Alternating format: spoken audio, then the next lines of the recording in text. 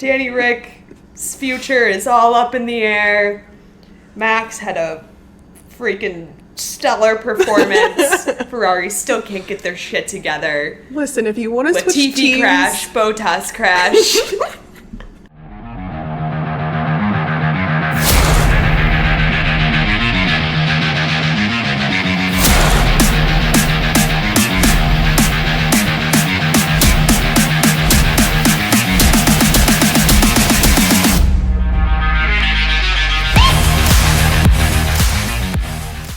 Hey everyone, and welcome back to episode 24 of Grid Gals. We are going to recap Spa today, but also all of the drama that happened over summer break.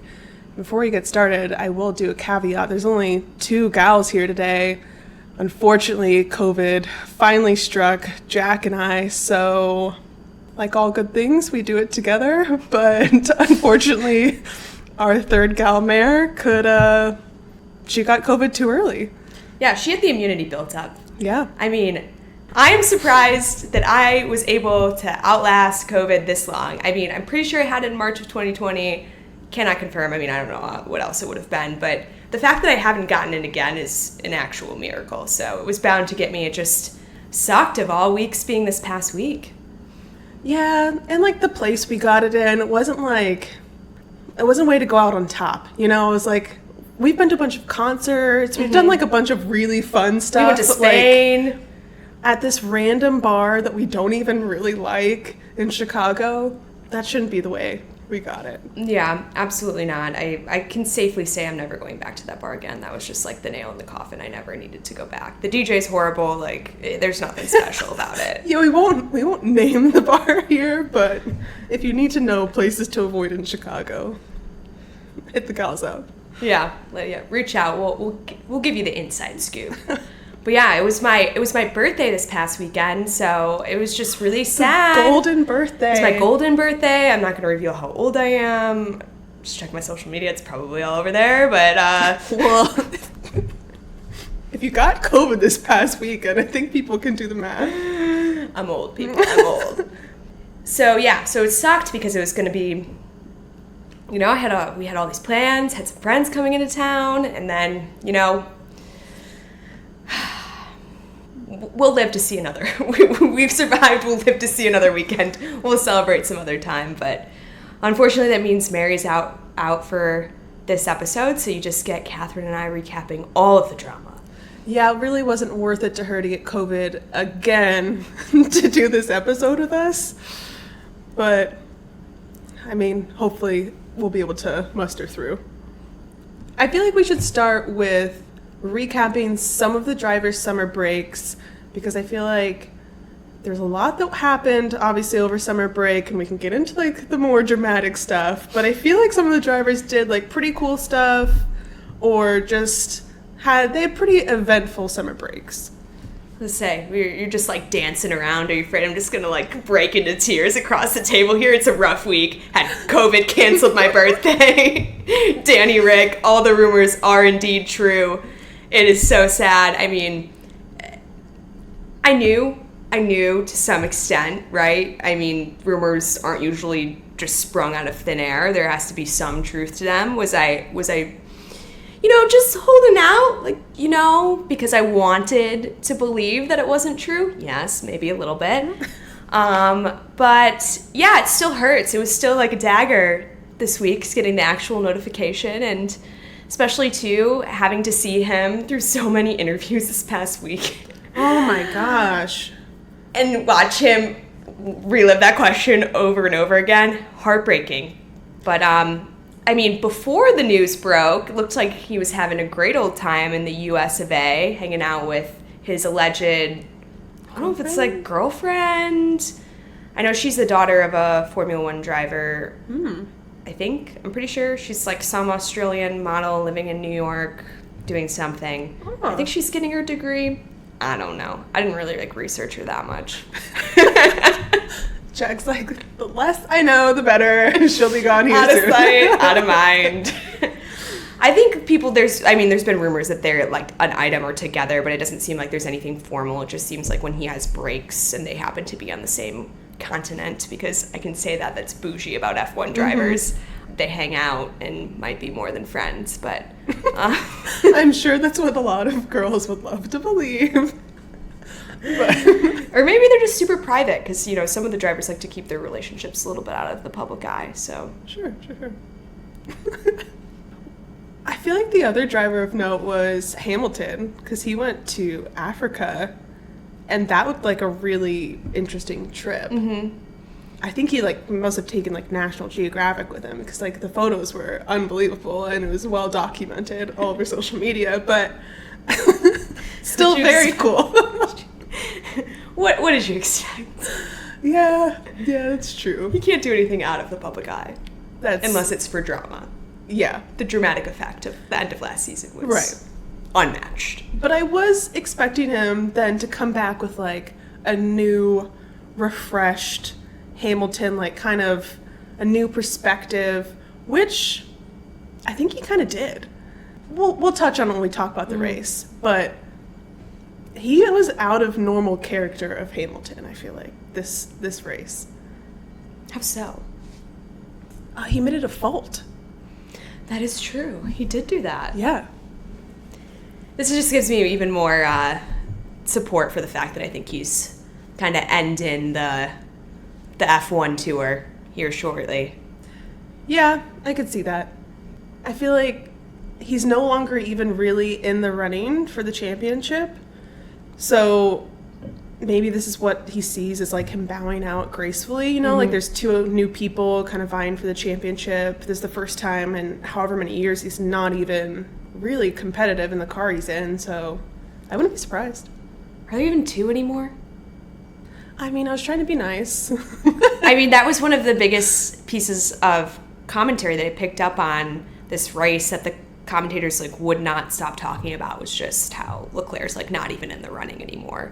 He definitely even seemed mentally checked out. Yeah.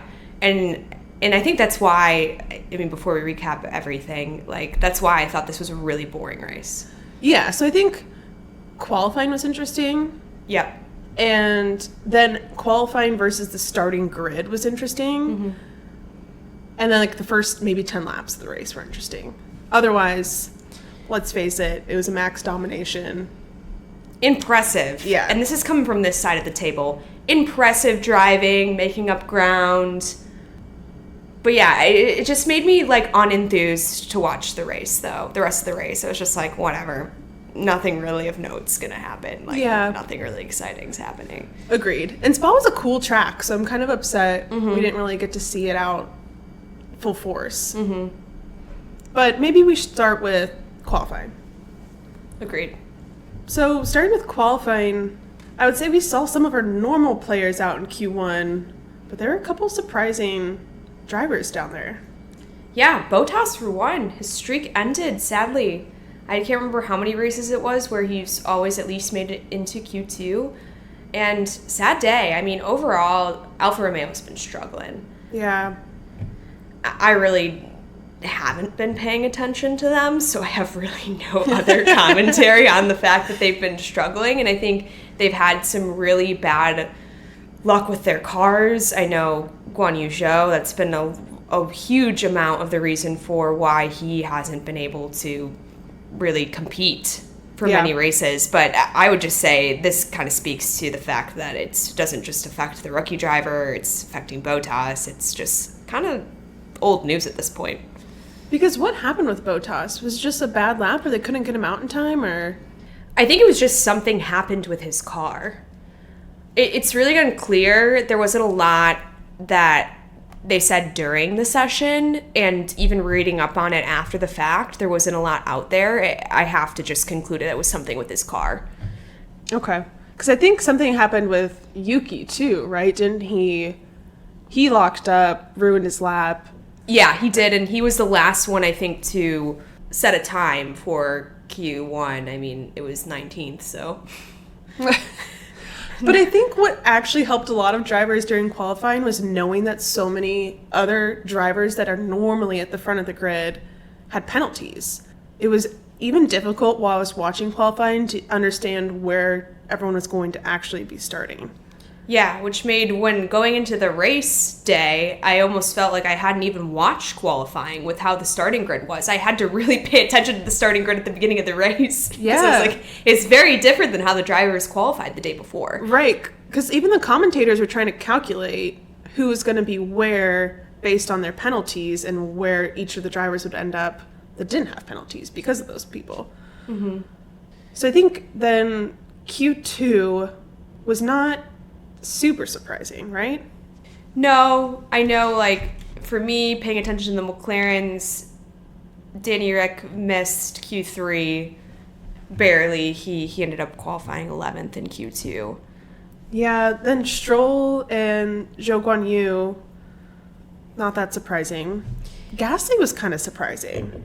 I feel like he's just had a really bad season overall, just with luck. Yeah, I'm not sure really if it's luck or just him not being in the right headspace a lot of the time. I'm sure it's probably a little bit of both.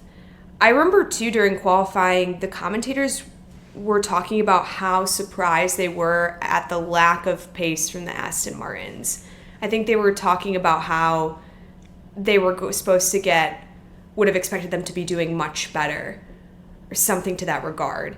Which kind of me. It didn't surprise me, but I almost feel like I hear that every couple of races from them, like, oh, they just did all these upgrades. We were expecting them to have like such better pace out here, and I'm never shocked. But No. I will say when we did get into the race day itself, I mean, it really doesn't matter how you start out the race; it matters how you finish it. But they were looking really good. I mean, both Stroll and Vettel were up for a consistent part of the race in the top 10. Mm-hmm. But yeah, I don't really think anything was super shocking outside of that in Q2. I think the other pieces were just the same of like me just being confused as people were trying to like hedge getting another flying lap versus the fact that they're not going to be starting anywhere that they qualify. So I just had no idea if anyone was going to exit at any point in time. Yeah. I would say that Q3 was actually the most surprising for me in two parts. I mean, the top couple people, fine. That's who you normally see. Max was up there. Sainz was up there. But seeing Hamilton and Russell in 7 and 8, that was kind of shocking. And then you had people like Ocon up in 5th, and Alba made it into even 9th. Yeah, Albon had a great session.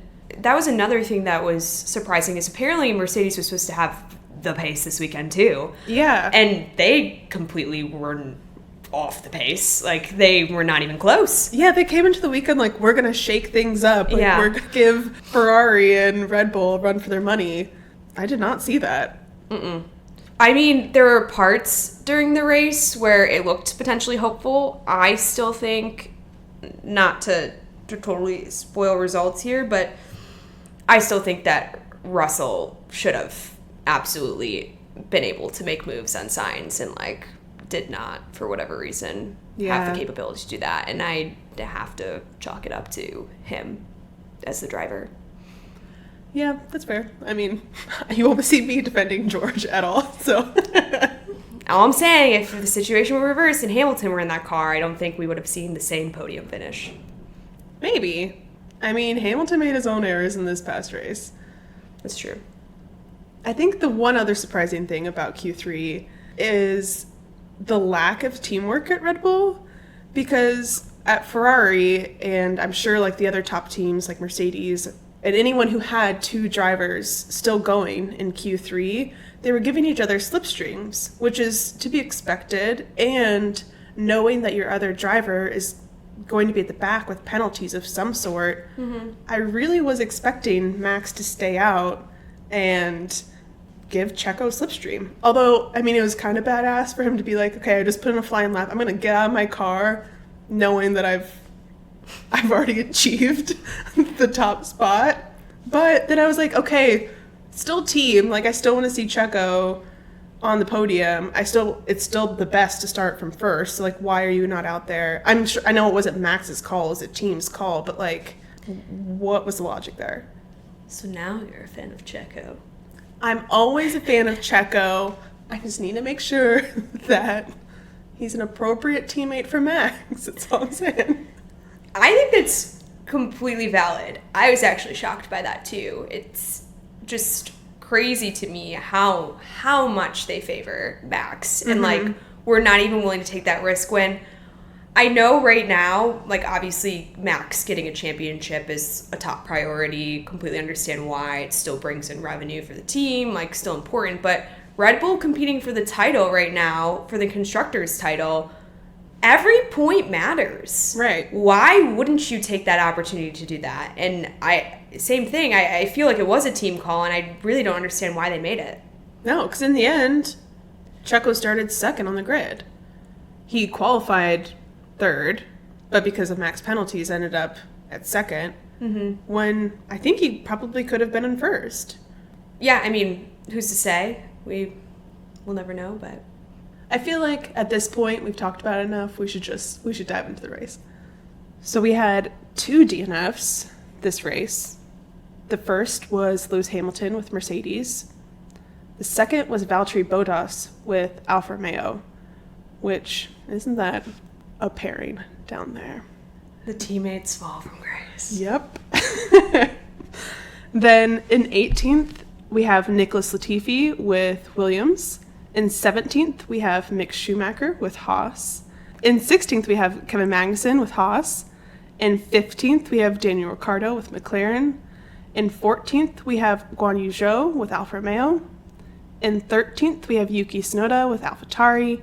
12th, we have Lando Norris with McLaren. 11th, we have Lance Stroll with Aston Martin. And then for top 10, we have Alex Albon with Williams. In 9th, we have Pierre Gasly with AlphaTauri. In 8th, we have Sebastian Vettel with Aston Martin. 7th, we have Esteban Ocon with Alpine. 6th, we have Charles Leclerc with Ferrari. 5th, we have Fernando Alonso with Alpine. 4th, we have George Russell with Mercedes. And our podium finishers, in 3rd, we have Carlos Sainz with Ferrari. In 2nd, we have Sergio Perez with Red Bull. And in 1st, we have Max Verstappen with Red Bull. Boo, so boring. I think the most exciting parts of the race were like right off the bat there. I have so many thoughts on the start of the race. Yeah, I would say start of the race, Checo had a terrible start. Awful start. Like, what was he doing? Lost like 3 or 4 places. Yeah, both, I think at the same time, both Alonso and Hamilton passed him in one fell swoop. Yeah. Like right off the bat. Yep. He made it look like taking candy from a baby. It was ridiculous. Shocked. And granted, he made it up, obviously, but like even after a couple laps, he made it up. But really bad start and kind of set the stage for a lot of other drama to unfold down the grid. Because I know you were talking about the Aston Martins earlier and how they were looking good. They were also battling, which I feel like is a new thing now that Vettel has announced that he's retiring. He's like, no fucks given, will battle Lance. And it's amazing. I love it. I loved it. I think before we even get into that, the Hamilton crash. The Hamilton crash. Just hearing the radio from Alonso was hysterical. He's like, is the guy, like, he was just calling him an idiot. Like, yeah, I mean, it was very blatantly Hamilton's fault. And, like, Alonso had the perspective at the time to be able to see, like, Hamilton just had no regard, like, totally on him. I thought hearing Alonso's radio was hysterical. And it's gone completely viral because what he said was, like, he called Hamilton an idiot, said that he doesn't know how to drive unless he's starting and racing from first.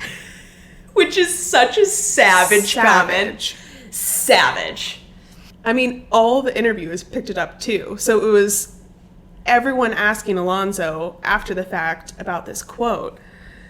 Apparently, Hamilton is no longer speaking to Alonso. He said that he would have talked to Alonso after the race, after the incident, because most drivers do, you know, when you get in a crash. But he said after he heard the message that he doesn't want to speak to him about it. He's like, I did not know this. Yeah. He's like, I've heard how he feels now, and that's all I need to know. We should have started with that. That's the best tea I've heard all week. I just can't imagine being like, as a grown adult, being like, oh, I'm not going to ever talk to, like, a coworker ever again because they called me an idiot. I feel like Hamilton would be the type of person to, like, tell, you know, when they're all sitting and they, like, rotate who's in the room with each other, like, getting interviewed. He would, like, tell the reporter, like, can you tell Alonso, please, X, Y, Z? Like, he would not acknowledge that he exists, but he would be that level of petty. I could see that. So that's the new tea there. Can you tell Alonso that I don't appreciate the fact that he called me an idiot? And this is what I was saying when I'm like, this must be a new Hamilton, although his reaction to Alonso's comment, maybe not a new Hamilton, but came out and admitted it was his fault, said that he should have left a car's length there and said it was his fault, so. I totally forgot when we were talking about George earlier that this whole thing went down, because I feel like, in my mind, these are like two separate races. Like the first 10 laps of the race versus the other. I totally blanked until I looked down at my notes that this actually happened. Yeah. But yeah, I know after that he had some pretty substantial car damage, so he had to retire the car, unfortunately. Yeah, he retired, Bottas retired, and that was another crash I felt so bad about. So we're going to save this for when Mary comes back, because now the big question, I know you're all dying to know the answer, is, Jack, are you going to stick with McLaren, or are you going to follow Danny Rick if he does get a seat on a different team, which is a big if right now, because that's very up in the air. We're not sure here. There's a lot of other rumors. Yep. Might be talking to Haas, might be talking to IndyCar. Who knows? Sure. It's going to be an interesting next couple of weeks. So we'll save that, but I jokingly said to Catherine while we're watching qualifying, maybe I'll just support Latifi. Then he takes on our other favorite driver. And now I'm like, I don't know. I don't know if I can. Yeah. I mean, he took out Bottas. On his birthday. It was Bottas's birthday. You guys are almost birthday buddies. Bottas is so upset too. I mean, not to the level that some other people on the race, not to an Alonso level, but he was pretty upset. Like, yeah, he almost took out Lando too. Mm-hmm. Yeah, it was a very close call. I mean, it was you know the start of the race. It's all bunched up. Everyone's on top of each other. So yeah, that was definitely a complete mayhem of a first couple laps. And then they restarted, right? Under the safety car. Mm-hmm. Yeah. So, I mean, yeah, under the safety car, but yeah. And then I think Sainz messed up. Yeah, he messed up. He almost lost the lead there. He locked up on the upon the restart. I mean, he was able to recover quite well and hold that position for a little bit longer. But yeah, for a second there, I was like, oh my god, are you freaking kidding me? Ferrari doesn't need any more bad luck. Yeah, I feel like Sainz sometimes cracks under the pressure in those types of situations. Mm-hmm. The other Ferrari issue that we saw was with Leclerc, because he was in the pits really early because there was smoke in his car. Mm-hmm. Yeah, they were able to confirm after the fact that they pitted him out of an abundance of caution, but they were able to confirm that it was due to the right brake. So it was good that they did pit him. Did you hear what caused it? No. It was a tear-off. Do you know who was right in front of him that threw a tear-off? Please. It was a Verstappen. Yeah. Oh my god. Verstappen cheated. It's cheating. I thought that was so funny. So they ended up paying him. I think they even put on new tires because they're already like going to check out his car. So that just kind of set the stage for like a weird shakeup of the grid. Even more so because he ended up starting like, 15th? So that wasn't even, because the Verstappen ended up starting 14th because there were other drivers with so many penalties. Yeah, it was penalty season. Yeah. But it's like everyone got together as a team. We're like, we're all taking penalties. Everyone's doing it all at once. Which, I mean, I guess is smart, but it's kind of boring. Yeah. Because I'd rather see... So boring. Yeah. I actually was a little nervous for you with Verstappen not having a lot of confidence that I guess he wasn't truly back of the grid, but it would take a lot of skill to be able to recover all those places. And it did take a lot of skill to do that. So I was more trusting in Verstappen's ability to do it than Leclerc's, to be honest. Just with all of the bad luck that Ferrari's had, not saying that Leclerc's not a talented driver, But I was still surprised that he was able to recover as quickly as he did. I wasn't with, like, the pace that he had in qualifying and just, like, the pure confidence that Red Bull team has been exuding back from the summer break. It's unbelievable. I was more concerned about the other drivers, like Latifi swooping in, taking out Max, losing 26 points for Red Bull. I thought this was finally going to be one of those races where all those weird things happened and we were going to see a total shakeup on the podium. And it didn't happen. It was the same usual freaking suspects. I'm sorry. I'm so bored. I think I forgot to watch half the race, like, even though I watched it. Yeah, there was a portion of the race I definitely started, like, scrolling on my phone. But there were some good parts. I feel like around lap 20 was, like, really insightful into Team Ferrari because they came on to talk to Leclerc, and I think they asked him what tires he wanted. They're like, we're shooting for P5, which already, like, it's only lap 20 out of how many laps? Like, how many laps is 44. Spa? Like 44? So you're not even halfway through. You're like, we think you're going to get P5. Also, like, what tires do you want? I'm sorry, like, aren't you the ones that have all this data? And also, like, what a shot to the heart. Like, already, we think you're going to do P5. Like, can't do any better than that. Jesus, Ferrari, get your shit together.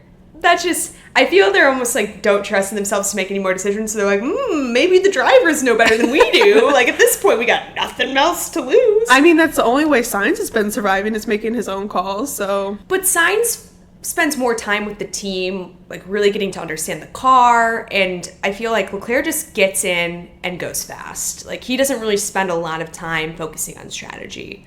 Yeah, that's the way I've seen it too. I feel like Sainz is a more well-rounded driver. Mm-hmm.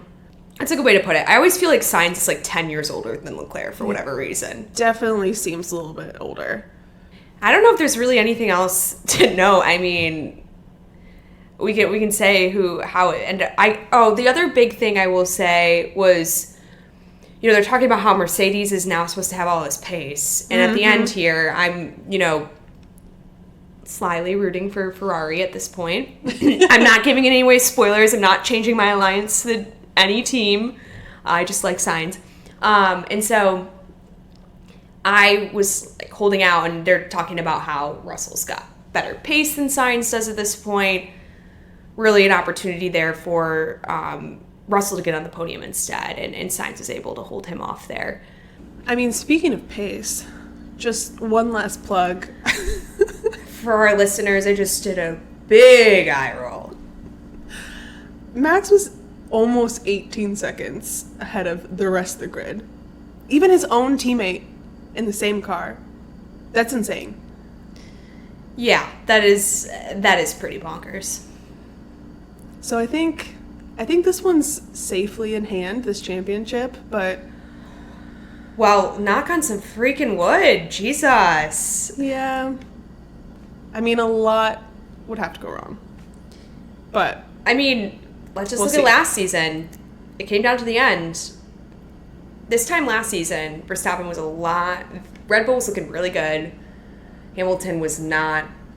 I feel like Ferrari would have to overcome a lot more challenges than Mercedes was facing last year, but just saying, it's not over till it's over. And I feel like luck has been more on Red Bull's side this year. I don't know if you read what happened to Leclerc after the race, but... No, I didn't. Bad luck struck again for Leclerc. He got a 5-second time penalty, so he even dropped down further in the race results. What was the penalty for? Speeding in the pit lane. Oh my. He was 1 kilometer an hour over the speed limit. The FIA is in such a power trip. They are like, who was clocking? Like, talk about kicking a man while he's down. Well, do you want to hear the kicker? Yes. Ferrari said it was because the sensor was broken from the tear off that went into Leclerc's car. So Verstappen did cheat. Verstappen's just a cheater.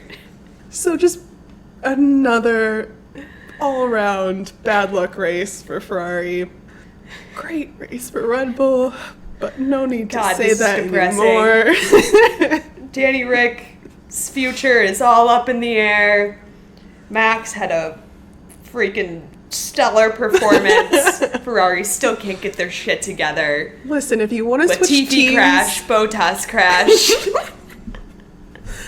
If you want to switch teams purely based on results, It's a no for me. the door's always open. Man, I mean, it might be something I might You might consider? consider. So you better come with your best pitch next week for me on why I should seriously consider supporting Red Bull next year. Okay, I'll tell Mare we'll have to set up our own little decks. We'll do a pitch. I want a full pitch. I'm deciding, where should I go? It could be your team, could be stay with my team, could be follow Danny Rick on over to Haas. That's what I'm hoping for. To Haas? You want to go to Haas and not Alpine? Yeah, I don't think he'll go back. Even though they have had a huge change in management, I just can't see him. I think it would be a huge mental thing for him to get over. I don't even know if Alpine would want him to come back. Stockmeyer, I think, has said he would be open to it. I know, but how they say things, how much are they seriously considering it? Yeah. Versus I think Haas is actually serious about Can it. Haas afford him?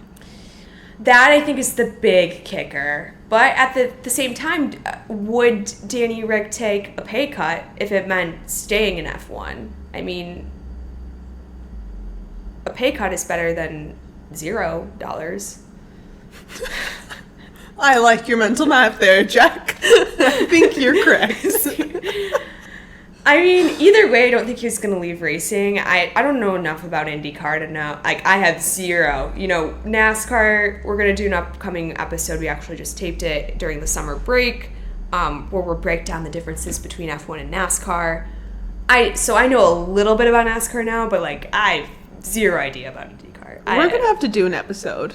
Especially F1 versus now. IndyCar. Especially after now, because I just I don't know how much of a change that would be for a driver if that's actually a thing, if people are just saying things just to say things. Mm-hmm. I don't know.